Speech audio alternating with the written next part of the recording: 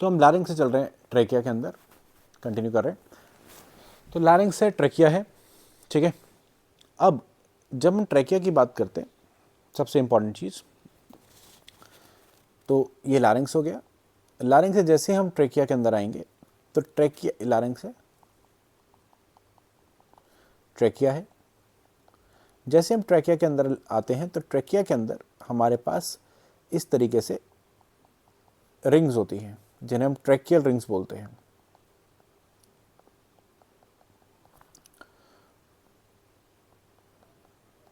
बीस 22 के करीब ये रिंग्स रहती हैं, वेरी करेगा इंडिविजुअल इंडिविजुअल। अभी जो रिंग है ये ऐसी है, मतलब ये खुली हुई है पीछे की तरफ से, इसलिए इसको बोलते हैं हम सी शेप रिंग। जैसे सी होता है ना, सी लेटर, तो सी जो है वो पूरा नहीं है, ओ पूरा है, सी आधा ही है, खुला हुआ एक तरफ से। तो अब अगर हम बात करें तो ये जो आगे वाली साइड है ये हमारी कौन सी साइड है, या हमारी वेंट्रल साइड है। तो वेंट्रल साइड से बंद है। अगर आपने गले में फील करेंगे आपको फील होंगी रिंग साइड में, है ना। तो थोड़ा सा दबाएंगे, ज़्यादा नहीं दबाएंगे कि मर भी सकते हैं। तो वेंट्रल साइड से ये क्लोज है, और ये जो डॉर्सल साइड है, डॉर्सल साइड से ये ओपन है। इन्हें हम ट्रैकियल रिंग्स बोलते हैं। डॉर्सल साइड से खुली रहती है क्योंकि हमारा फूड है उसने भी जाना है, तो फूड ऐसे, अब अगर मैं वहाँ पे पूरी रिंग को क्लोज कर दूंगा, पूरी रिंग को अगर मान लो क्लोज कर दूँ, मान लो ये रिंग है ना, ये मान लो रिंग है ना, ये रास्ता है, ये आपका इसका रास्ता है। अब इसके ठीक नीचे, एक मिनट मैं बना ही देता हूँ ढंग से, ये थोड़ा समझ सकते हैं हम, है ना। ओके, अब ये हमारा रास्ता है विंड का, और ये रास्ता हमारा फूड का, दोनों थोड़े से जुड़े हुए हैं। अब अगर मैं इसको पूरे को कवर कर देता हूं रिंग से, कार्टिलेज की रिंग से। अब मान लो अपने फूड का एक बड़ा निवाला खाया, तो वो बड़ा निवाला कैसे जाएगा, वो तो फंस जाएगा यहाँ पे क्योंकि यहाँ कार्टिलेज है।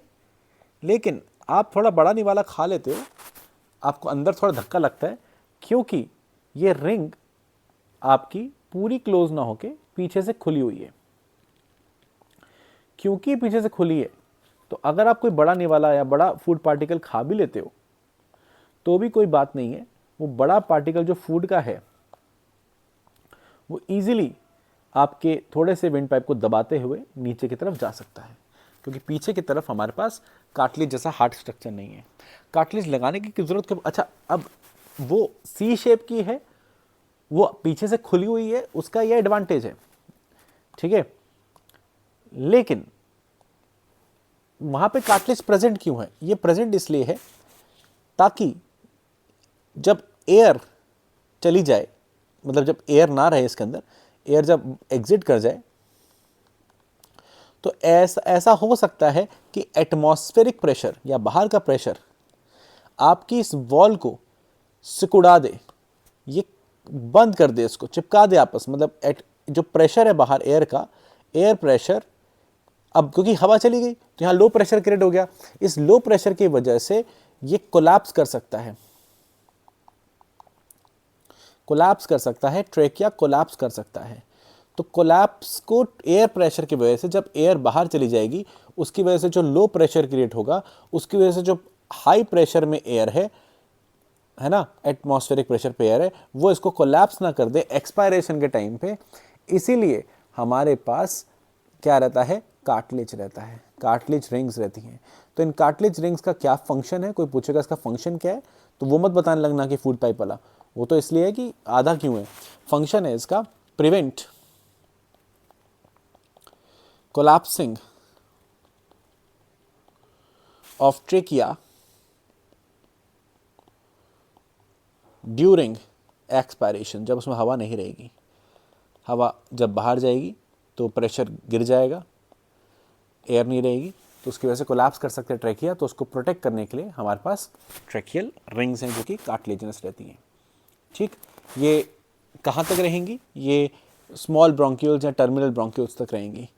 तो ये ट्रैकियल रिंग्स कहाँ तक होती हैं हम आगे पढ़ेंगे। ट्रैकियल रिंग्स रहती हैं, स्टार्ट होती हैं फ्रॉम ट्रैकिया ऑफ कोर्स, तभी नाम ट्रैकियल रिंग्स आया है, और ये लास्ट तक चले जाएंगी टिल टर्मिनल ब्रोंक्यूल्स।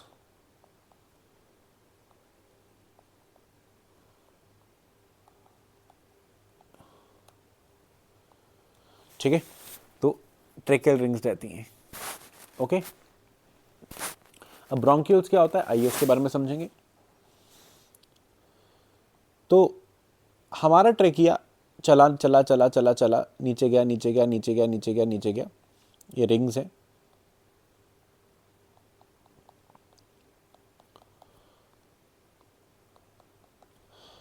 और ट्रैकिया ये बहुत सारी होती है, मैंने कम बनाई है, बाइफरकेट कर जाता है, दो टुकड़ों में बढ़ जाता है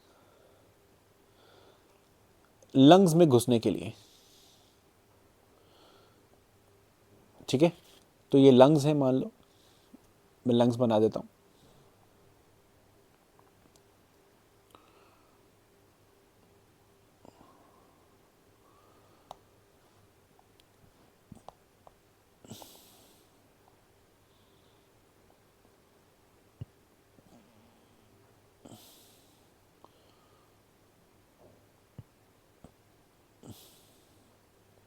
ओके, ये हमारी लंग्स हैं, इसके बारे में अभी बात करेंगे।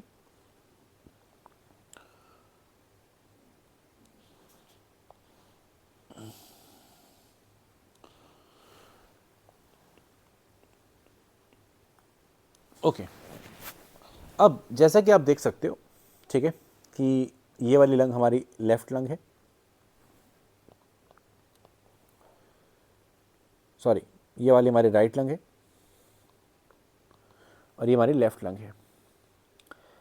क्योंकि हमने इंसान को हम इसको हम सामने से देख रहे हैं, क्योंकि हम सामने से देख रहे हैं तो हमारा लेफ्ट इनका राइट हो जाएगा, हमारा राइट इनका लेफ्ट हो जाएगा। अगर आप डायग्राम को अपना समझेंगे, इसको अपने समझेंगे आप ही हैं, इसे घुमा के आप ले आएंगे तो फिर वो कन्फ्यूजन दूर हो जाएगा। खैर, अभी ये सामने की तरफ हमारे, तो ये लेफ्ट और ये राइट लंग है। आप देख सकते हैं कि जो राइट लंग है वो थोड़ी सी ऊपर की तरफ है और लेफ्ट लंग थोड़ी सी नीचे की तरफ है। अब कुछ लोग इसको बोलते हैं, और ये ठीक भी है, ऐसा भी कह सकते हैं कि ये लिवर को जगह देने के लिए, क्योंकि नीचे लिवर रहता है। अब इंपॉर्टेंट क्या है यहाँ पर? इंपॉर्टेंट है ये स्ट्रक्चर जो मैं बनाने जा रहा हूँ।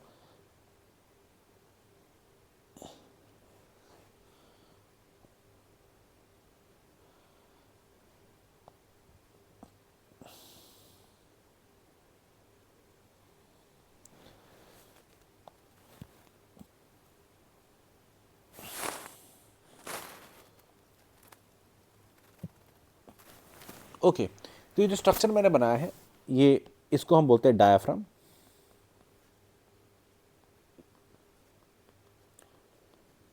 ये मस्कुलर होता है, स्केलेटल मसल्स। कई लोगों को लगता है ये स्मूथ मसल है, नहीं, ये स्केलेटल मसल है। और बड़ा अच्छा एग्जांपल है जहाँ पे स्केलेटल मसल के पास वॉलेंट्री इनवॉलेंट्री दोनों न्यूरॉन्स आ रहे हैं, मतलब ये हमारे कंट्रोल में भी है और नहीं भी है। बड़ी इंटरेस्टिंग बात है। खैर, तो ये डायफ्राम है, ये मस्कुलर डायफ्राम है। ये इसकी इंपॉर्टेंस ये है, जैसे हमारी बॉडी की कैविटी होती है, आपने पढ़ा होगा सीलोम होता है एम्ब्रियोनिक में, ये हमारी बॉडी की कैविटी को दो हिस्सों में बांट देता है। डायफ्राम के नीचे नीचे जितना हिस्सा है हमारा, उसे हम बोलते हैं एब्डोमिनल कैविटी,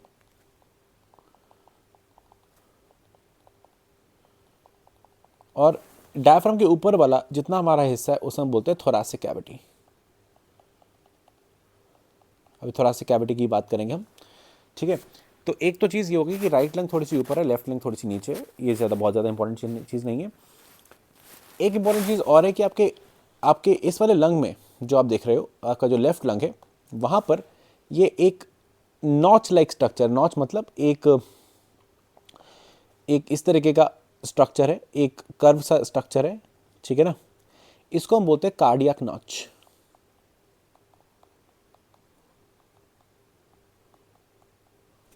कार्डिक नॉच क्यों बोलते हैं? क्योंकि ये जगह आपके हार्ट की है। आपका हार्ट जो होता है वो थोड़ा सा लेफ्ट की तरफ डायरेक्टेड होता है, मतलब अपने एपेक्स वाले साइड से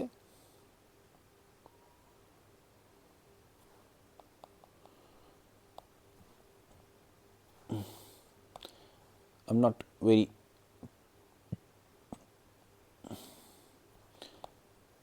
अपने एपेक्स वाली साइड से वो थोड़ा सा लेफ्ट की तरफ डायरेक्टेड है। ठीक है, तो हार्ट को जगह देने के लिए, तो हार्ट का प्रेजेंट है, हार्ट दोनों लंग्स के बीच में प्रेजेंट है और थोड़ा लेफ्ट की तरफ डायरेक्टेड है। तो लेफ्ट पोजीशन में हार्ट को थोड़ी सी जगह देने के लिए,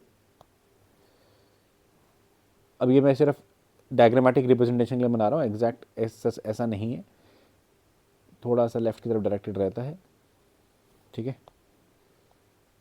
तो ओके, तो लेफ्ट साइड में हार्ट को जगह देने के लिए, ठीक है, आपके लंग में, तो कोई पूछेगा हार्ट कहाँ है तो आप बोलेंगे लंग्स के बीच में, और कहाँ डायरेक्टेड है, थोड़ा सा लेफ्ट की तरफ डायरेक्टेड है, और लेफ्ट साइड में जगह देने के लिए और कहाँ से डायरेक्टेड है, एपेक्स साइड से, नीचे वाली साइड को हम बोलते हैं एपेक्स, एपेक्स रीजन से ये थोड़ा सा लेफ्ट की तरफ क्या रहता है, डायरेक्टेड रहता है, और इसलिए थोड़ा सा कार्डियक नॉच प्रेजेंट है मतलब कि लंग्स के अंदर, ताकि वो जगह दे सके किसको, हार्ट को। ठीक है, तो समथिंग लाइक दैट। अब डायफ्राम की बात कर रहे हैं, डायफ्राम के नीचे एब्डोमिनल कैविटी, उसके ऊपर थोरैसिक कैविटी। अब एक दो चीज़ों की और बात करते हैं। ये मैंने बताया कि ये ट्रेकिया है,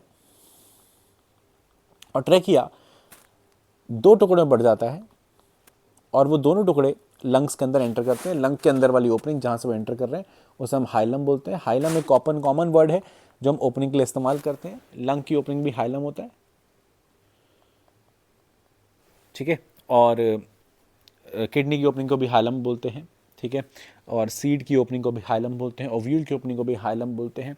hilum is a common word for opening. तो ये लंग का हाइलम है जहाँ पे ये ट्रेकिया के दो टुकड़े एंटर कर रहे हैं, और ये इन दो टुकड़ों को हम बोलते हैं प्राइमरी ब्रोंकस। Primary bronchus. अब आप ब्रोंकस बोल सकते हैं या ब्रोंकाई बोल सकते हैं। ब्रोंकस सिंगुलर है और ब्रोंकाई प्लूरल है। तो अगर आपके पास एक है तो एक ब्रोंकस और दो ब्रोंकाई। ठीक, क्लियर? आगे थोड़ा और समझते हैं, एक दो चीज़ें और समझेंगे, पहले इस पे आ जाते हैं। ठीक है, अब प्राइमरी ब्रोंकाई, अब इसको थोड़ा सा और बांटेंगे हम। ट्रेकिया जब बाइफरकेट करता है दो ब्रोंकाई के अंदर, ठीक है ना, जैसे ट्रेकिया है, ट्रेकिया जब बाइफरकेट करता है प्राइमरी ब्रोंकस के अंदर,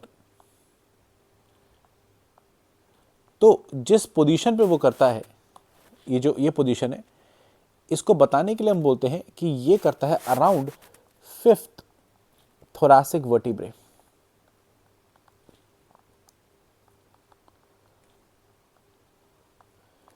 फिफ्थ थोरैसिक वर्टिब्रे। ठीक है, अभी फिफ्थ थोरैसिक वर्टिब्रे क्या है? ठीक है, कि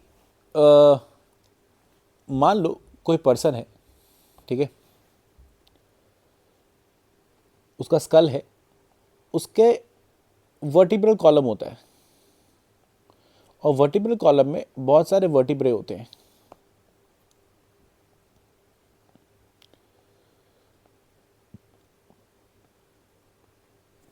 एक दो तीन चार पाँच छः सात आठ नौ 10 11 12 13 14 15 16 17 18, 1 2 3 4 5, इसको अलग अलग कलर से बनाते रहो। तो बहुत सारे वर्टिब्रे होते हैं, जिसमें से शुरू के गर्दन के, जैसे गर्दन शुरू होते हैं वर्टिब्रे, तो गर्दन के हमारे 7 वर्टिब्रे होते हैं। 1 2 3 4 5 6 7, ये हमारे गर्दन के वर्टिब्रे, इन्हें बोलते हैं सर्विकल वर्टिब्रे। Cervical vertebrae. उसके बाद हमारी छाती के वर्टिब्रे आते हैं जैसे हम बोलते हैं थोरासिक वर्टिब्रे, जो 12 होते हैं, 1 2 3 4 5 6 7 8 9 10 11 और 12। तो ये 12 होते हैं, 1 2 3 4 5 6 7 8 9 10 11 और 12। और इसमें पांचवा कौन सा है? ये है पांचवा थोरासिक वर्टिब्रे। छाती के वर्टिब्रे को हम बोलते हैं थोरासिक वर्टिब्रे। तो दीज आर, तो ये हैं आपके थोरासिक वर्टिब्रे। और इसके नीचे जो होते हैं वो वर्टिब्रे होते हैं हमारे लंबर वर्टिब्रे, यानी कमर के वर्टिब्रे, जो कि 5 होते हैं, 1 2 3 4 5। अभी हमें उनकी ज़रूरत नहीं है यहाँ पे, लंबार वर्टिब्रे, ठीक है। ये 5 होते हैं, थोरासिक वाले 12 होते हैं, और सर्विकल वाले 7 होते हैं in the case of mammals या ह्यूमंस में ऑफ कोर्स बात करेंगे। ठीक, ये मैमल्स की प्रॉपर्टी भी है। खैर, तो कहने का मतलब ये है कि ये जो वर्टिब्रे हैं, इनके आगे की तरफ अगर आप ध्यान से देखेंगे, अगर मैं एनाटमी में थोड़ा लेके जाऊं, तो अगर मैं यहाँ पे लंग्स बनाऊं, मतलब अगर मैं इसमें इसको बैकग्राउंड में मान लूँ और मैं यहाँ पर अगर लंग्स बनाऊँ इसके पैरेलल में, मतलब हैं तो इसके आगे की तरफ, लेकिन अगर मैं साइड में यहाँ लंग्स बनाऊँ, ठीक है, तो कहने का कॉन्सेप्ट ये है कि ये आया यहाँ पर ट्रेकिया, तो ट्रेकिया जो बाइफरकेट करेगा, ठीक है, तो ये जो बाइफरकेशन है, ये पॉइंट, ये अराउंड होगा, अराउंड 5th थोरासिक वर्टिब्रे। आ रही बात समझ में? तो ट्रेकिया जो बाइफरकेट कर रहा है, ठीक है, वो कर रहा है around the 5th thoracic vertebrae, 5th thoracic. तो याद रखेंगे 5th वर्टिब्रे नहीं है, पहले 7 वर्टिब्रे, 1 2 3 4 5 6 7, पहले 7 तो गर्दन के वर्टिब्रे, सर्विकल। उसके बाद 8वां 9वां 10वां 11 12वां वर्टिब्रे, एक्चुअली 12th वर्टिब्रे है ये, लेकिन ये थोरैक्स का कौन सा है? 5वां वर्टिब्रे है। तो इस पोजीशन के अराउंड जो ट्रेकिया है वो बाइफरकेट करता है, ये कहने की कोशिश कर रहा है। ये स्कल हो गया मान लो, ठीक है। बाकी आपको पता ही है, या बाद में पढ़ेंगे।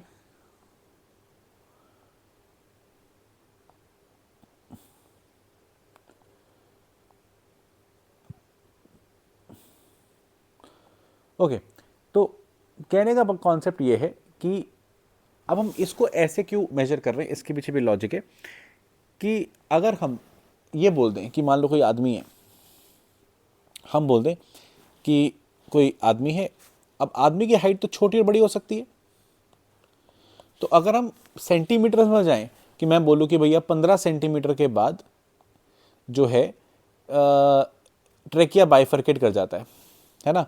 अब 15 सेंटीमीटर हो सकता है किसी के अंदर यहाँ आ रहे हो, इसमें यहाँ आ रहे हो, इसमें यहीं पे आ जाएंगे, तो ये लॉजिक नहीं बैठेगा। छोटे बच्चे के लिए 15 सेंटीमीटर, अगर मैं बोलूँ 15 सेंटीमीटर बाद लंग ट्रेकिया बाइफरकेट करता है, जो ऐसा हम बोल दें हम, तो छोटा बच्चा है, उसका 15 सेंटीमीटर हो सकता है वो पूरा ही 15 सेंटीमीटर का हो।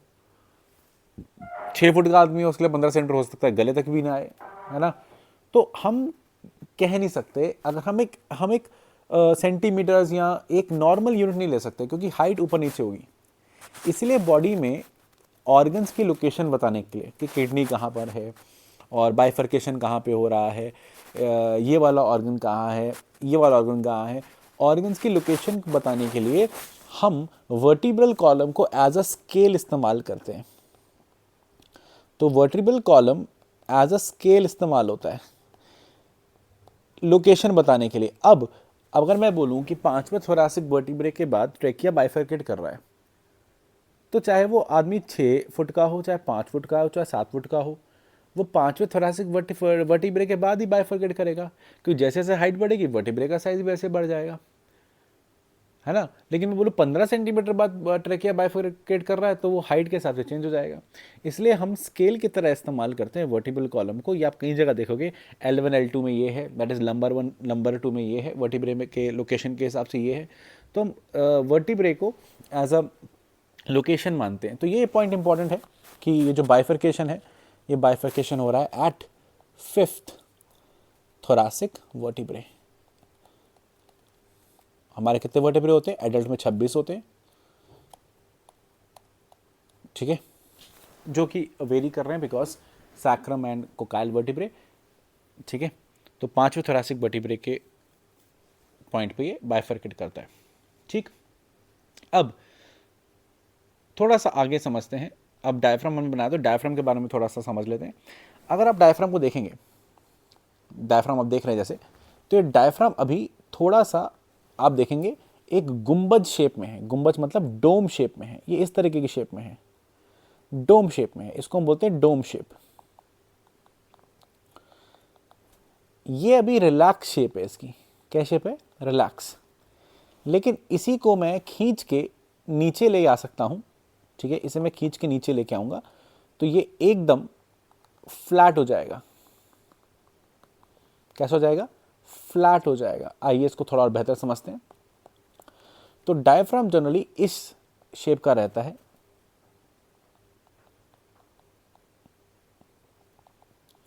और ये शेप बेसिकली डोम शेप है। और डोम मतलब गुंबज शेप, जैसे मंदिरों मस्जिदों में देखी होगी आपने, ऐसे गुंबज बने रहते हैं ना, ऐसे इस तरीके से, है ना। तो इस शेप को बोलते हैं डोम शेप। डोम मतलब गुंबज, ठीक है। तो डोम इसकी शेप होती है और ये इसकी रिलैक्स शेप है जब ये कॉन्ट्रैक्ट नहीं कर रहा है। जब ये कॉन्ट्रैक्ट करेगा, इसको जब मैं नीचे खींचूंगा तो ये एकदम फ्लैट शेप में आ जाता है। तो ये डायफ्राम कैसा हो जाएगा? फ्लैट हो जाएगा। डायफ्राम फ्लैट शेप में आ जाएगा। कब फ्लैट हो जाएगा? जब ये कॉन्ट्रैक्ट करेगा। तो जब इसे कॉन्ट्रैक्ट करते हैं तो ये फ्लैट शेप में आता है, नीचे आ जाता है, ठीक है। और जब ये रिलैक्स रहता है तो ये डोम शेप का रहता है। सीधी सी बात है, जब इसे नीचे खींचेंगे तो ऊपर वाला स्पेस बढ़ जाएगा। भाई ये जगह जब स्ट्रक्चर नीचे आ गया, है ना। पहले हमारे पास, इसको थोड़ा समझेंगे, पहले हमारे पास लेट्स से इतनी जगह थी, यहीं तक जगह थी हमारे पास, ठीक है। जैसे ही नीचे आ गया, जैसे इसमें हमारे पास यही जगह है, ठीक है। और अगर मैं डायफ्राम को नीचे खींच दूं तो हमारे पास एक्स्ट्रा जगह आ जाती है। हमारे पास एक्स्ट्रा जगह कहाँ से आ गई? हमारे पास ये जगह भी एक्स्ट्रा हो जाती है, क्योंकि अब ये जगह भी हमारे पास आ गई। तो हमारी ये जो वॉल्यूम है, हमारा हमारा जो वॉल्यूम है ऊपर की तरफ, जो स्पेस है ऊपर, जो हमारा थोरासिक वॉल्यूम है ना, क्योंकि एब्डोमिनल कैविटी में चला गया डायफ्राम थोड़ा सा, तो जो ऊपर थोरासिक वॉल्यूम है बढ़ जाता है। तो जो थोरासिक वॉल्यूम है वो इंक्रीज कर जाता है। कब बढ़ जाता है? जब डायफ्राम कॉन्ट्रैक्ट करता है। तो डायफ्राम जैसे नीचे मूव कर जाएगा कॉन्ट्रैक्ट करके, तो ऊपर स्पेस बढ़ जाएगा। तो थोरासिक वॉल्यूम, क्योंकि ऊपर थोरैक्स है, तो थोरासिक वॉल्यूम हमारा बढ़ जाता है, ठीक है। और ये इंपॉर्टेंट है। और क्योंकि ऊपर और नीचे वाला वॉल्यूम बढ़ा है, इस वॉल्यूम को बोलते हैं, इस अगर कोई आदमी है, मान लो, ये याद रखेंगे, ये हम मैकेनिज्म ऑफ ब्रीथिंग में आप पढ़ेंगे, अभी मैं नहीं पढ़ा रहा हूँ। कोई आदमी है तो इसके दो एक्सेस हो सकते हैं, एक ऊपर से नीचे वाला एक्सेस और एक साइड वाला एक्सेस। तो जो ऊपर से नीचे वाला एक्सेस होता है, ऊपर वाले साइड को बोलते हैं हम एंटीरियर, और नीचे वाले साइड को हम बोलते हैं पोस्टीरियर। तो जो ऊपर से नीचे वाला एक्सेस होता है उसको हम बुलाते हैं एंटीरियर, जैसे इसमें ब्लू वाला है, that is the anterior posterior access.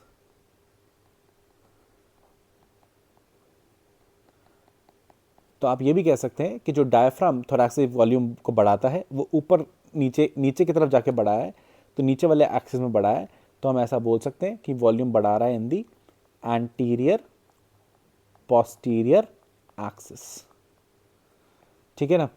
दूसरा जो हमारा एक्सिस है, ठीक है, वो आगे और पीछे वाला एक्सिस होता है। मतलब इसको आप आगे और पीछे ले सकते हैं। मतलब ये समझो, एक हिस्सा जा रहा है डॉर्सल साइड में, एक हिस्सा जा रहा है वेंट्रल साइड, एक जा रहा है पीठ की तरफ, एक आ रहा है आगे की तरफ, ठीक है ना। इस एक्सिस को हम बोलते हैं the dorsal ventral axis, dorsal ventral axis. नहीं समझ में आया तो इसको आप इस डायग्राम को आप ऐसे देख सकते हो कि कोई आदमी है, ठीक है, इस साइड में खड़ा है,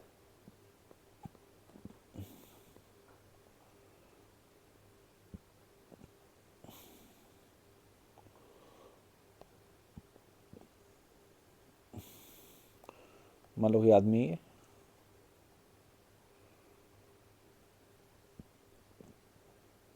है ना। तो ये वाला हो गया हमारा एंटीरियर पोस्टीरियर, और ये वाला हमारा हो गया, ये पीछे हो गया डॉर्सल, आगे हो गया वेंट्रल। तो ये जो एक्सिस हो गया that is the dorsal ventral axis, और ये वाला एंटीरियर पोस्टीरियर एक्सिस।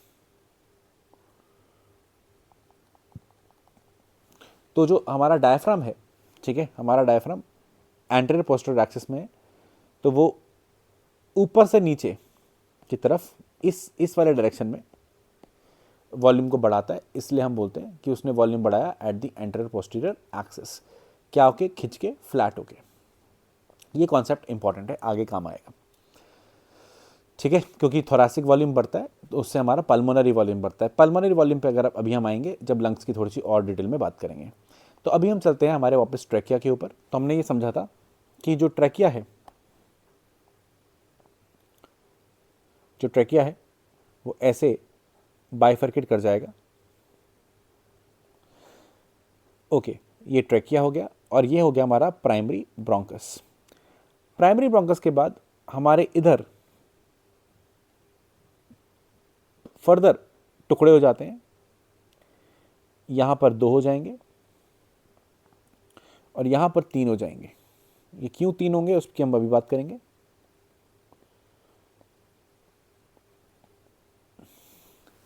ठीक है, हमारे जो लंग्स हैं, जो हमारा लेफ्ट वाला लंग है उसमें 2 लोब्स रहते हैं, ठीक है, एक लोब ये ऐसे और दूसरा लोब ऐसे। तो एक जा रहा है एक लोब में, दूसरा जा रहा है दूसरे लोब में। लेकिन हमारे जो राइट लंग है उसमें 3 लोब्स हैं,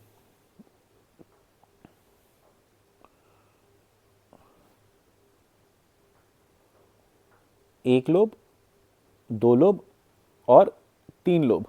क्योंकि लोब्स 3 है, 1, 2 और 3। तो जितने लोब्स होंगे उतने हमारे पास क्या होते हैं, सेकेंडरी ब्रोंकस। तो प्राइमरी ब्रोंकस के बाद आता है सेकेंडरी ब्रोंकस। तो सेकेंडरी ब्रोंकस उतने होते हैं जितने लंग्स में लोब्स होते हैं। हमारे लेफ्ट लंग में 2 लोब्स हैं, मतलब हमारी लंग्स लोब्यूलर हैं, ठीक है। और ये जो हिस्सा जो लंग्स को लोब्स में बांट रहा है इसको बोलते हैं fissure, this known as fissure. Fissure मतलब कट, ठीक है, फिशर मतलब कट। तो ये ऑब्लिक फिशर है, टेढ़ा फिशर है। टेढ़ा फिशर दोनों में होता है, और ये ट्रांसवर्स फिशर है, ये सिर्फ आपके लेफ्ट लंग में होता है, राइट लंग में होता है। तो राइट लंग आपके 3 लोब्स में बटी हुई है, इसलिए इसमें कितने सेकेंडरी ब्रोंकस हो जाएंगे, एक सेकेंडरी ब्रोंकस एक लोब में, दूसरा सेकेंडरी ब्रोंकस दूसरे लोब में, और तीसरा सेकेंडरी ब्रोंकस तीसरे लोब में, ठीक। और थोड़ा सा मैंने यहाँ पर एक गड़बड़ करी, इसको थोड़ा सा क्लियर कर देंगे। ये लोब जो है वो इस तरीके से रहता है, इट इज़ दी इस डायरेक्शन में रहेगा, लाइक दिस, ओके, ऐसा, like this.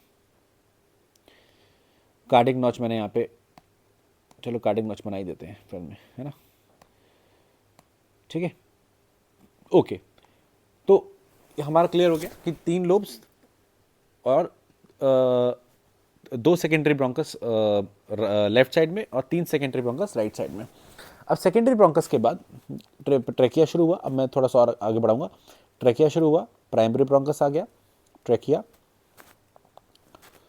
Trachea, then primary bronchus. Primary bronchus के बाद मैंने बताया कि we have secondary bronchus, we have the secondary bronchus. Secondary bronchus से आगे जो भी चलेगा उसे हम बोलते हैं टर्शरी ब्रोंकस। अब इसके कोई नंबरिंग फिक्स नहीं है, आगे जो भी चलेगा, जो भी बनता जाएगा उसे हम बोलेंगे टर्शरी ब्रोंकस। तो दिस इज टर्शरी ब्रोंकस।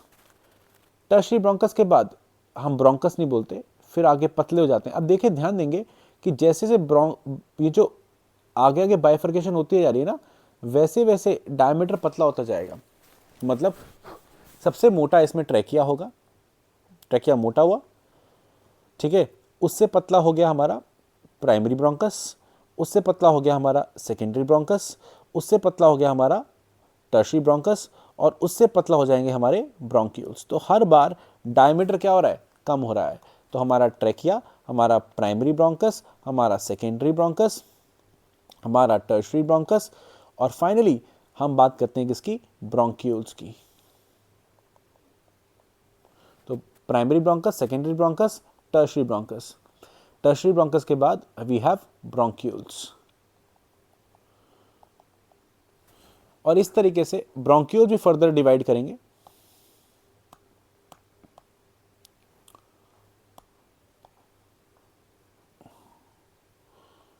ठीक है ना, फर्दर ब्रोंक्यूल्स और तो इस तरीके से ब्रोंक्यूल्स फर्दर डिवाइड करते रहते हैं और डायमीटर छोटा होता रहता है। तो इस तरीके से पूरे लंग्स में इस तरीके से पूरे फैला रहता है। तो ब्रोंक्यूल्स फर्दर डिवाइड होते रहते होते रहते। तो लास्ट में मतलब ये हमारा टर्शरी मान लो ब्रोंक्यूल आया, अभी इसको यहाँ समझते हैं। ये मान लो हमारा टर्शरी ब्रोंक्यूल है, टर्शरी ब्रोंकस है। टर्शरी ब्रोंकस फर्दर डिवाइड हो गया है ब्रोंक्यूल्स में, दीज आर द ब्रोंक्यूल्स। और ब्रोंक्यूल्स यहाँ रुके नहीं है, ब्रोंक्यूल्स के भी फर्दर आगे ब्रोंक्यूल्स बनते रहते हैं, बड़े ब्रोंक्यूल्स, छोटे ब्रोंक्यूल्स। अब ब्रोंक्यूल्स में प्राइमरी सेकेंडरी के वर्ड यूज़ नहीं करते, ठीक है। तो पूरे एक जैसे पेड़ होता है, पेड़ की शाखाएं होती हैं, वैसे पूरे लंग्स में फैले रहते हैं ब्रोंक्यूल्स। ये सारे के सारे क्या हैं, ये सारे के सारे ब्रोंक्यूल्स हैं।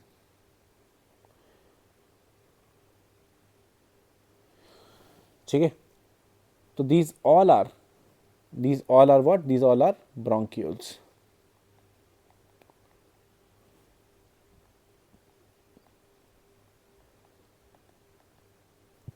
जहां ब्रोंक्यूल्स खत्म हो जाते हैं, मान लो ये लास्ट ब्रोंक्यूल है, बहुत ही पतला हिस्सा रह जाता है। ब्रोंक्यूल जहां पे एंड हो जाते हैं, वहां से हमारे पास छोटे छोटे डक्ट्स निकल के आते हैं। मान लो ये हमारा आखिरी ब्रोंक्यूल था, एंड हो गया ब्रोंक्यूल, फाइनली एंड हो गया है ब्रोंक्यूल। और इसे एंडिंग ब्रोंक्यूल को बोलते हैं टर्मिनल ब्रोंक्यूल्स। टर्मिनल ब्रोंक्यूल तक आते आते तक हमारी रिंग्स खत्म हो जाती हैं, यहाँ पे रिंग्स नहीं होती हैं।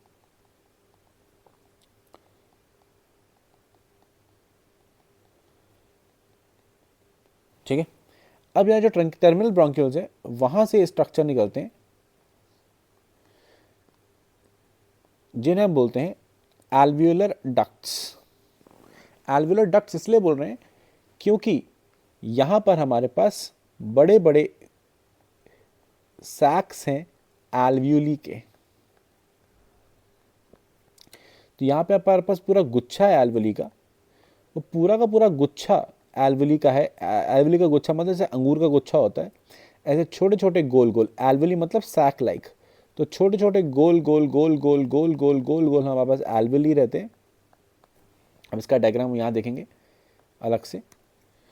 तो क्या है हमारे पास एक डक्ट है, एक ऊपर से हमारे पास ये जा रहा था, हमारा ब्रोंक्यूल जा रहा था, फाइनल लास्ट ब्रोंक्यूल जा रहा था, ब्रोंक्यूल यहाँ ख़त्म हो गए हैं।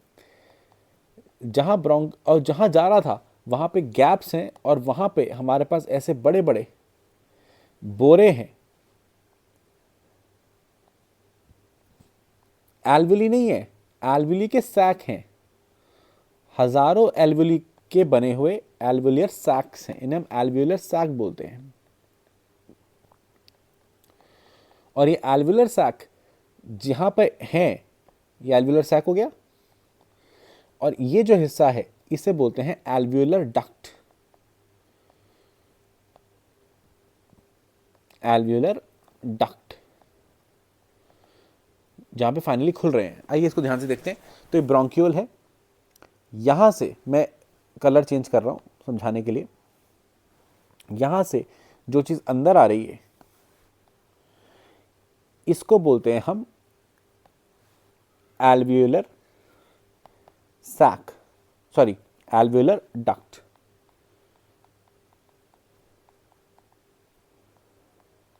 अब ये एल्वुलर डक्ट जहां खुला हुआ है, ये बड़े बड़े बोरे जो हैं, ये गोल गोल स्ट्रक्चर है बहुत सारे यहां पे, बहुत एल्वुली हैं, बहुत सारे, तो बहुत सारे, मैंने ये थोड़े कम बनाए हैं, ये बहुत सारे एल्वुली हैं। तो ये सारे के सारे एल्वुली हैं, इनको हम बुलाते हैं एल्वुलाई या एल्वुली, जो भी आप बोलना चाहें। एल्वुली, एल्वुली, ये सब एल्वुली हैं, और ये एल्वुली के बोरे को बुला रहे हैं हम एल्वुलर सैक।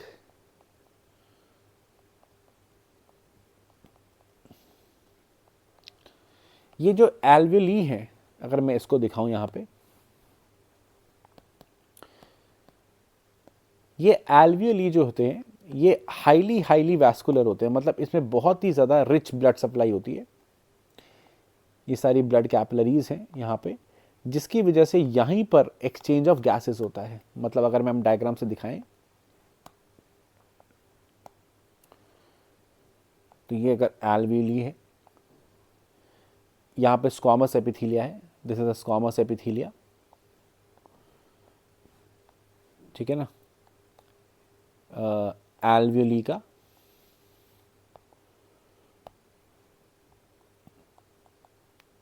स्क्वामस एपिथीलिया यानी पतला एपिथीलिया, यहाँ पर एयर आती है और ये एयर एक्सचेंज हो जाती है ब्लड कैपिलरी के साथ, जिसका खुद का एपिथीलिया भी कैसा होता है, स्क्वामस होता है।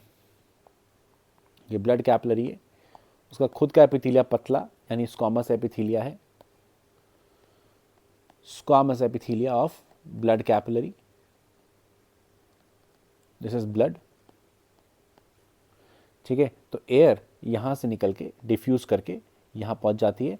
ऑफ कोर्स ही बात है, हम ऑक्सीजन को पिक कर लेते हैं और कार्बन डाइऑक्साइड को रिलीज कर देते हैं, और बीच में हमारा बेसमेंट स्ट्रक्चर रहता है।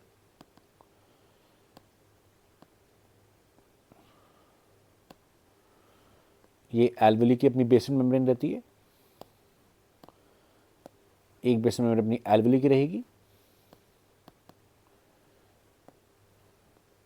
और ऐसी एक बेसमेंट मेम्ब्रेन स्क्वामस एपिथीलिया की रहेगी, और बीच में इंटरस्टिशियल स्पेस रहेगा। हालांकि हम इसको कॉमन बेसमेंट स्ट्रक्चर बोल देते हैं, तो हम बोल देते हैं ये हमारा रेस्पिरेटरी डिफ्यूजन मेम्ब्रेन है, जो बनी हुई है तीन स्ट्रक्चर के साथ मिलके, एक एल्वुली का एपिथीलिया, दूसरा बेसमेंट मेम्ब्रेन, एंड तीसरा हमारा स्क्वामस एपिथीलिया। तो ये तीन स्ट्रक्चर मिला के हैं, ठीक है, ये हमारा बनाता है रेस्पिरेटरी डिफ्यूजन मेम्ब्रेन, जहाँ से एयर डिफ्यूज करती है, रेस्पिरेटरी डिफ्यूजन मेम्ब्रेन।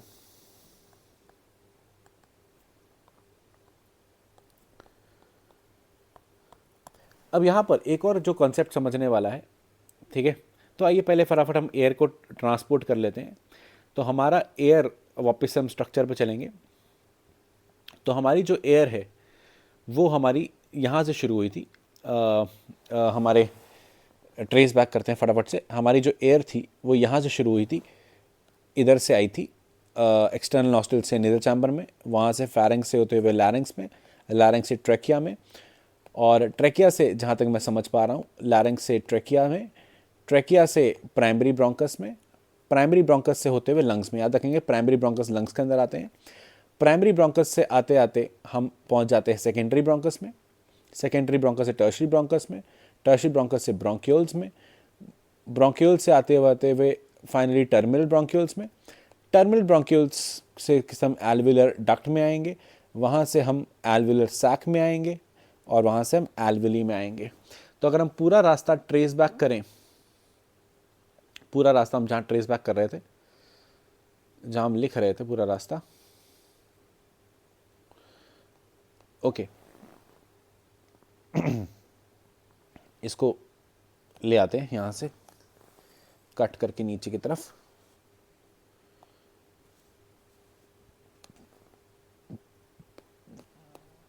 यहाँ लिखना शुरू करते हैं वापस से। तो अगर पूरे रास्ते को हम ट्रेस बैक करें,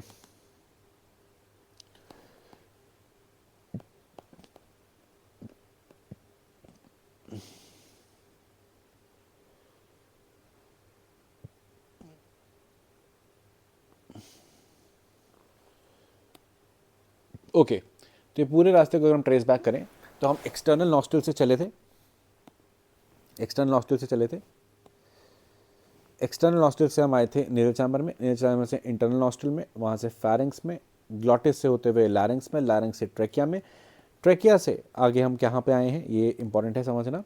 ट्रेकिया से हम मूव करेंगे प्राइमरी ब्रोंकस में, जो कि लंग्स में आ चुके हैं अब। Then secondary bronchus, secondary bronchus से टर्शरी ब्रोंकस, टर्शरी ब्रोंकस से हम आएंगे ब्रोंक्यूल्स में, और ब्रोंक्यूल्स से आएंगे हम टर्मिनल ब्रोंक्यूल्स में, यानी एंडिंग ब्रोंक्यूल्स में।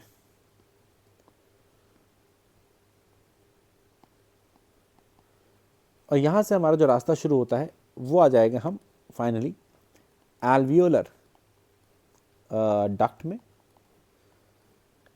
एल्वियोलर सैक में जो खुलेगा, जो कि कुछ नहीं बल्कि एल्वियोली का गुच्छा है। अब यहाँ पर हम दो पार्ट्स में हमारे रेस्पिरेटरी स्ट्रक्चर को बांट देते हैं, एक को बोलते हैं हम कंडक्टिंग पार्ट, एक को बोलते हैं हम एक्सचेंज पार्ट। जो सिर्फ एयर को कंडक्ट करा रहा है कि एयर सिर्फ यहाँ से जाएगी, एक्सचेंज नहीं होगी। तो जो भी एक्सचेंज का हिस्सा है, जो भी एयर को एक्सचेंज करना है, ऑक्सीजन को एक्सचेंज करना है, वो हमारे इस हिस्से में हो रहा है। तो ये जो हमारा हिस्सा है alveolar duct, alveolar alveolar sac वाला, इसको हम बुलाते हैं द एक्सचेंज सिस्टम।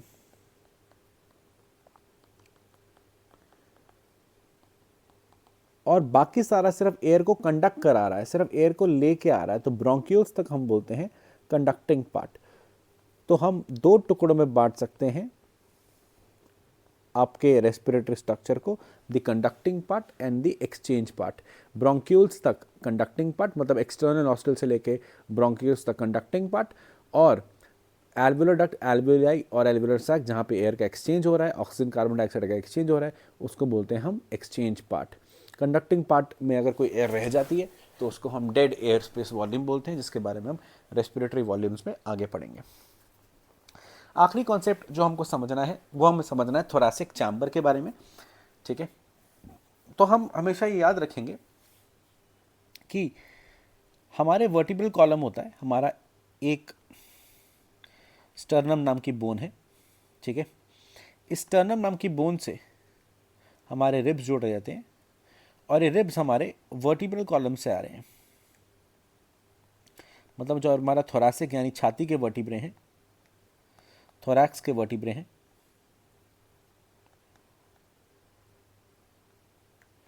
ये हमारे वर्टिब्रे हो गए, ब्लू कलर से मैंने वर्टिब्रे बनाए हैं। यहां से रिब्स आते हैं,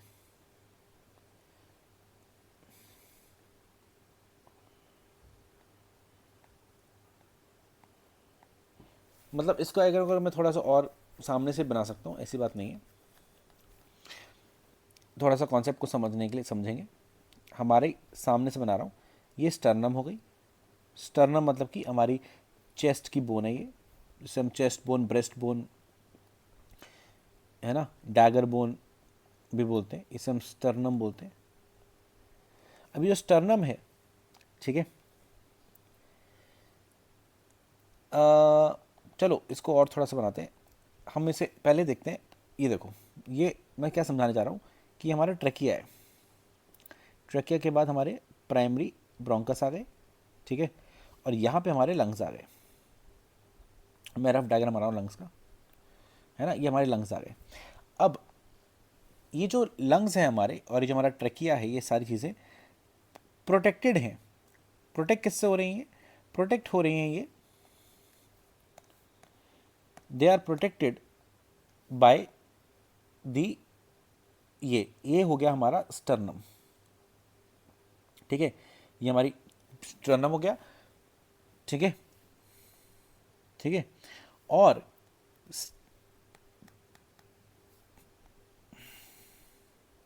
ये हमारा लेट्स से स्टर्नम हो गया, ठीक है, रफ सा डायग्राम बना रहा हूँ मैं, ठीक है, और स्टर्नम से कनेक्टेड है हमारे रिब्स, और ये हमारे रिब्स हो गए,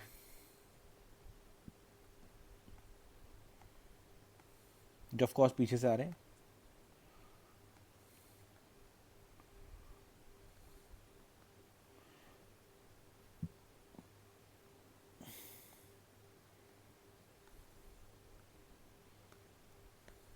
ठीक है।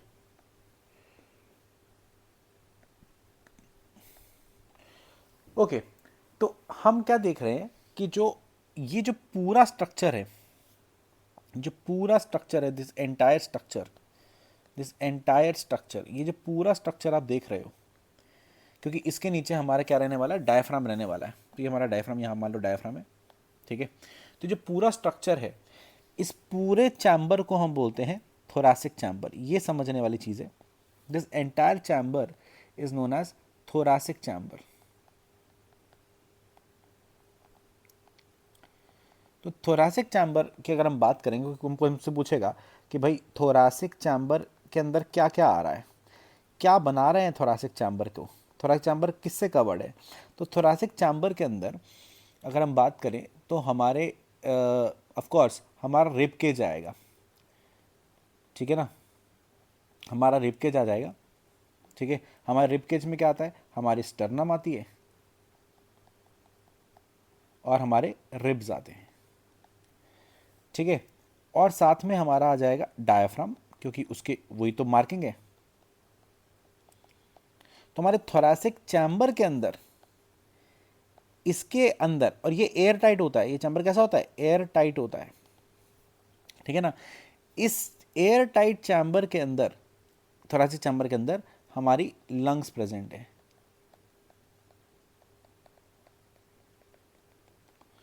ठीक है। तो लंग्स को प्रोटेक्ट करता हुआ क्या है? Thoracic chamber. अब इस पूरे चैम्बर के अंदर जो भी वॉल्यूम है, ठीक है ना, इसका अगर कोई वॉल्यूम है तो इस पूरे चैम्बर के वॉल्यूम को हम बुलाते हैं थोरासिक वॉल्यूम। Thoracic volume. तो दो तरीके के वॉल्यूम की बात हम हमेशा करेंगे। अगर हम अभी वापस से लंग्स बनाएं, ये लंग्स हो गई लेट्स से, और ये मान लो हमारा थोरासिक चैम्बर हो गया, ठीक है। तो हम दो तरीके के वॉल्यूम्स की हमेशा बात करते हैं। एक वॉल्यूम हमारा वो है जो कि हमारे पूरे के पूरे, पूरा का पूरा थोरासिक को कवर कर रहा है, ये वाला वॉल्यूम, इसको बोलते हैं हम थोरासिक वॉल्यूम। अभी मैंने जो बताया, ये हमारा हो जाता है थोरासिक वॉल्यूम। ये तो ये हो गया थोरासिक वॉल्यूम। इसके अलावा हमारे लंग्स का जो वॉल्यूम है, ये वाला अंदर वाला, इसको हम बोलते हैं पल्मोनरी वॉल्यूम। तो लंग्स के अंदर के वॉल्यूम को बोलेंगे पल्मोनरी वॉल्यूम, और ओवरऑल थोरैसिक चैम्बर के वॉल्यूम को बोलेंगे थोरैसिक चैम्बर का वॉल्यूम। अब इंटरेस्टिंग बात क्या है? इंटरेस्टिंग बात ये है कि ये जो हमारा स्टर्नम है, ठीक है ना, इस पे अटैच्ड है रिब्स, इस पे अटैच्ड है रिब्स। तो ये रिब्स अटैच्ड है इसके ऊपर, ठीक है, ये रिब्स है, ये रिब्स का कार्टिलेज स्ट्रक्चर है, इसको बोलते हैं कॉस्टल कार्टिलेज, ठीक है। अब जहाँ पे ये रिब्स अटैच्ड हैं स्टर्नम के ऊपर, रिब्स हैं, और यहाँ पे हमारे पास मसल्स हैं, वी हैव मसल्स हेयर, कुछ रिब्स के अंदर की तरफ जुड़ी हैं, कुछ बाहर की तरफ जुड़ी हैं, उसको छोड़ देते हैं। ये जो मसल्स हैं, रिब्स की मसल्स हैं, मसल्स बिटवीन रिब्स, इनको बोलते हैं इंटरकॉस्टल मसल्स।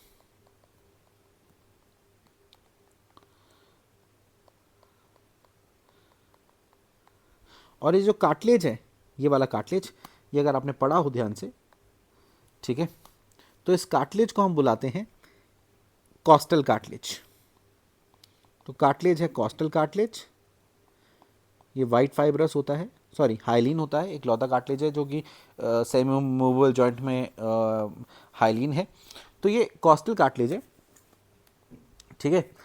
और ये जो कॉस्टल कार्टिलेज है, इसके बीच की जो मसल्स हैं उसको हम बुला रहे हैं the intercostal muscles. Intercostal muscles, ये इंपॉर्टेंट है। इंटरकॉस्टल मसल्स का क्या इंपॉर्टेंस है? इंटरकॉस्टल मसल्स का ये इंपॉर्टेंस है कि इंटरकॉस्टल मसल्स, इंटरकॉस्टल मसल्स जब भी कॉन्ट्रैक्ट करती हैं, जब भी कॉन्ट्रैक्ट करती हैं, ठीक है, तो ये चेंज करती हैं। दो तरीके के इंटरकॉस्टल मसल होते हैं, एक्सटर्नल और इंटरनल, दोनों के एक्शंस अलग अलग होते हैं। ये चेंज करती हैं थोरैसिक वॉल्यूम। डिपेंड कर रहा है कौन सी वाली कॉन्ट्रैक्ट कर रही है। अगर एक्सटर्नल इंटरकॉस्टल कॉन्ट्रैक्ट कर रही है तो थोरैसिक वॉल्यूम बढ़ेगा, और इंटरनल इंटरकॉस्टल कॉन्ट्रैक्ट कर रही है तो थोरैसिक वॉल्यूम घटेगा। खैर, तो चेंज करती है थोरैसिक वॉल्यूम जब ये कॉन्ट्रैक्ट करती हैं। अब क्योंकि इंटरकॉस्टल मसल्स कहाँ हैं? रिब्स में है। अब रिब्स अगर कॉन्ट्रैक्ट करेंगे तो आगे पीछे करेंगे, यानी डॉर्सल वेंट्रल साइड में करेंगे, या आइए इस डायग्राम में देखते हैं। तो रिब्स जब भी कॉन्ट्रैक्ट करेंगे, ये बड़ा इंटरेस्टिंग कॉन्सेप्ट है, रिब्स जब भी कॉन्ट्रैक्ट करेंगे, तो रिब्स अगर कॉन्ट्रैक्ट करेंगे, रिब्स की मसल कॉन्ट्रैक्ट करेंगे, तो रिब्स की डायरेक्शन ऑफ मूवमेंट या तो आगे होगी या अंदर की तरफ होगी, यानी जो भी चेंज आएगा वो डॉर्सल वेंट्रल एक्सिस में आएगा। तो जैसे ही हमारे इंटरकॉस्टल मसल्स यानी रिब्स की मसल्स कॉन्ट्रैक्ट करती हैं तो थोरैसिक वॉल्यूम चेंज होता है, ठीक है ना, चेंज होता है डॉर्सल वेंट्रल आगे या पीछे वाली एक्सिस में। ये क्यों बता रहा हूं मैं? क्योंकि मैंने बताया था थोरैसिक वॉल्यूम और कब चेंज हो रहा था? जब डायफ्राम कॉन्ट्रैक्ट कर रहा था, ठीक है। तो जब डायफ्राम कॉन्ट्रैक्ट कर रहा था, हमने यहां समझा था, जब डायफ्राम कॉन्ट्रैक्ट कर रहा था तब भी थोरैसिक वॉल्यूम क्या हो रहा था? चेंज हो रहा था, लेकिन चेंज हो रहा था एंटीरियर पोस्टीरियर एक्सिस में, ऊपर और नीचे वाले एक्सिस में। लेकिन जब रिब्स कॉन्ट्रैक्ट करेंगे तो चेंज आएगा डॉर्सल वेंट्रल एक्सिस में। तो इस वाले डायरेक्शन में चेंज लाने वाला हमारे रिब्स होते हैं, रिब्स की मसल्स होती हैं, और इस डायरेक्शन में चेंज लाने वाला, इस डायरेक्शन में चेंज लाने वाला हमारा डायफ्राम होता है। ये इंपॉर्टेंट है। दोनों के वॉल्यूम चेंज की वजह से हम सांस लेते हैं।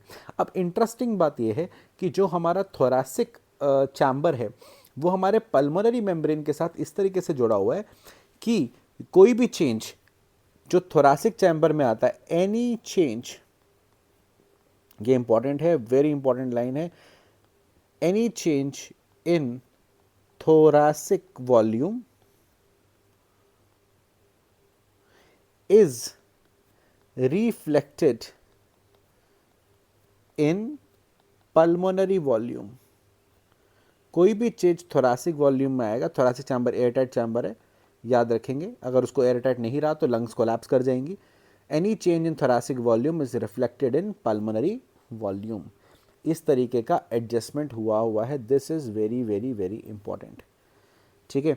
अब क्या है ऐसा, मैं समझाता हूँ। हमारे ये जो लंग्स हैं, मैं वापस से लंग्स बना रहा हूँ,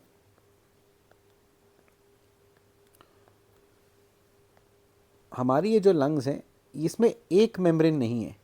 अगर डायग्राम बनाएंगे तो इसमें एक मेम्ब्रेन नहीं है, इसमें दो मेम्ब्रेन्स होती हैं, इसमें दो मेम्ब्रेन्स हैं, ठीक है।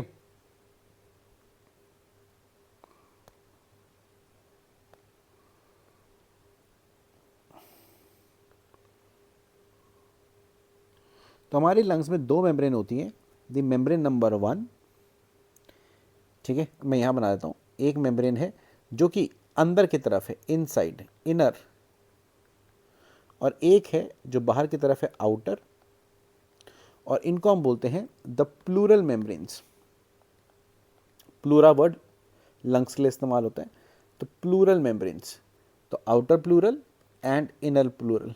जो भी आउटर होगा वो पेरिटोनियम के पास होगा, तो उसे हम बोलते हैं पेराइटल, यानी पेरिटोनियम यानी बॉडी कैविटी के पास, और इनर वाले को हमेशा इनर ऑर्गन की तरफ है वो, उसे बोलते हैं विसरल, विसरा मतलब ऑर्गन, तो ऑर्गन की तरफ यानी internal visceral and outer parietal.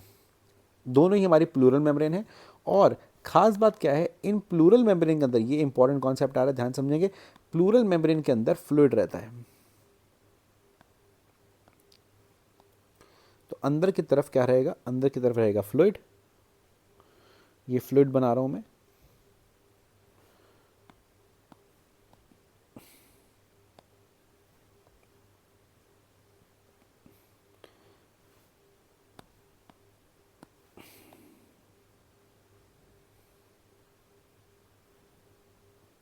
तो अंदर की तरफ फ्लूइड रहता है। ठीक है, अब इस फ्लूइड का काम क्या है, ध्यान समझेंगे। ये जो फ्लूइड है, ठीक है, इसको हमने क्या बुलाया, हमने इस फ्लूइड को बुलाया है प्लूरल फ्लूइड। ये हमने इसको क्या बुलाया, प्लूरल फ्लूइड। ठीक है, अब प्लूरल फ्लूइड में क्या है, ध्यान समझेंगे, यहाँ पे ब्लड प्रेशर रहता है ऑलमोस्ट 756 mmHg।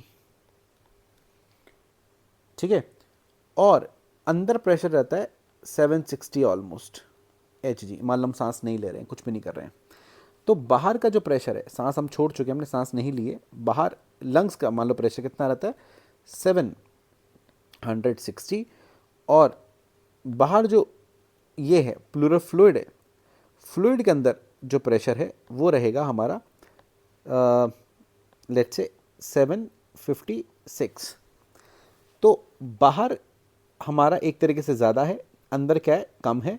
अगर हम बाहर को मान लो 0 मान लें, तो अंदर का ऑलमोस्ट -4 हो जाएगा। तो बाहर के कंपैरिजन में अंदर का जो प्रेशर है, वो जो प्लूरल प्रेशर है, इसे हम प्लूरल प्रेशर बोलते हैं, वो नेगेटिव होता है। क्या, हमारा प्लूरल प्रेशर। इस नेगेटिव प्रेशर की वजह से क्या होता है कि ओवरऑल जो प्रेशर है, क्योंकि बाहर लंग में भाई ओवरऑल नेट प्रेशर कहाँ होगा, अंदर ज़्यादा बाहर कम, तो ओवरऑल जो नेट प्रेशर जाएगा वो जाएगा बाहर की तरफ। क्योंकि ये प्रेशर बाहर की तरफ लग रहा है, इसकी वजह से लंग्स कोलैप्स नहीं करती। तो नेगेटिव प्लूरल प्रेशर जो है 756 mmHg का, वो प्रिवेंट करता है collapsing of lungs. Collapsing lung मतलब लंग की मेम्ब्रेन का आपस में जुड़ जाना, उसको प्रिवेंट करता है। कोलैप्सिंग ऑफ लंग्स, लंग की मेम्ब्रेन अगर आपस में जुड़ गई तो लंग्स कोलैप्स कर जाएंगे, सांस लेना बंद हो जाएगा, उसको प्रिवेंट कर रहा है। और ये एक तरीके का, क्योंकि ये बाहर की तरफ लग रहा है, तो एक तरीके का पुलिंग प्रेशर होता है। ये क्वेश्चन नीट में आ चुका है, 2016 में आया था मेरे ख्याल से।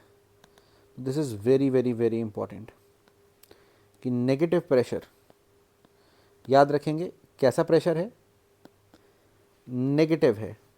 दूसरी बात क्या कर रहा है, प्रिवेंट कर रहा है कोलैप्सिंग से। कैसा है, पुलिंग है।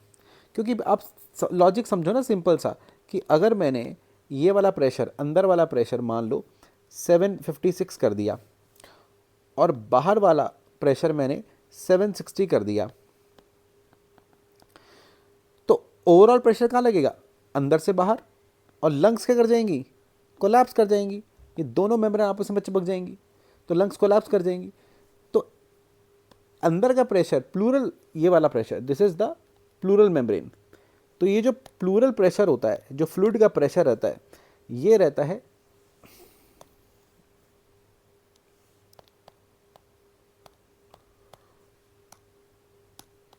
ओके। तो ये जो प्रेशर रहता है, दिस इज नेगेटिव प्रेशर ठीक है। तो प्लूरल फ्लूइड का दो पहला काम क्या हो गया, प्रिवेंट्स कोलैप्सिंग ऑफ लंग्स,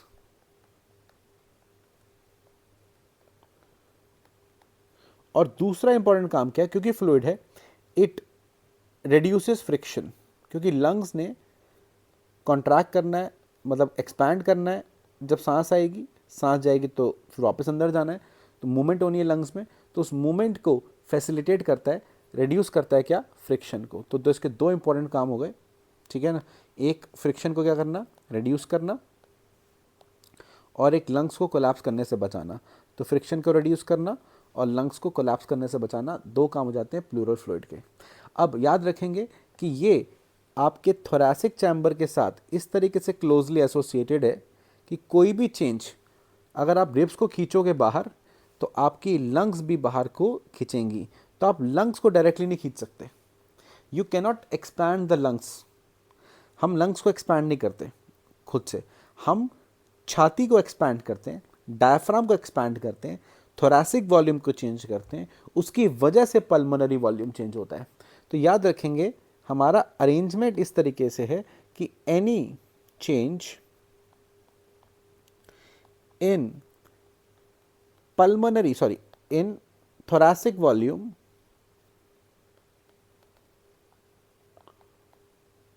चाहे वो कैसे आ सकता है, चाहे आप वो डायफ्राम की वजह से ला सकते हो ऊपर नीचे वाली एक्सेस में, और रिब्स की मसल से ला सकते हो, ठीक है ना। Any change in thoracic volume, ठीक है, is reflected, is showed in pulmonary volume. हम डायरेक्टली पल्मोनरी वॉल्यूम को चेंज नहीं कर सकते खुद से। हाँ, अगर हम ज़बरदस्ती हवा को ठूस दें, जैसे वेंटिलेटर में ज़बरदस्ती ठूस देते हैं, या कोई किसी को सांस नहीं आ रही तो उसके मुंह में फूंक मार मार के हवा भरें, वो उस केस में हम पल्मोनरी वॉल्यूम को अल्टर कर सकते हैं, लेकिन नॉर्मली नहीं कर सकते। तो normally any change in the thoracic volume will reflect in the pulmonary volume. हम अपनी छाती के वॉल्यूम को चेंज करते हैं, डायफ्राम को कॉन्ट्रैक्ट करा के या रिब्स की मसल को कॉन्ट्रैक्ट करा के, उसकी वजह से पल्मोनरी वॉल्यूम चेंज होता है। पल्मोनरी वॉल्यूम बढ़ता है तो प्रेशर कम हो जाता है, हवा अंदर आ जाती है। पल्मोनरी वॉल्यूम कम हो जाता है तो प्रेशर बढ़ जाता है और एयर बाहर चली जाती है। तो हम थोरैसिक वॉल्यूम को चेंज करके सांस को लेते हैं और सांस को छोड़ते हैं by the help of diaphragm and by the help of हमारी रिब्स। तो ये है आपका basic about the structure of the respiratory structure in humans.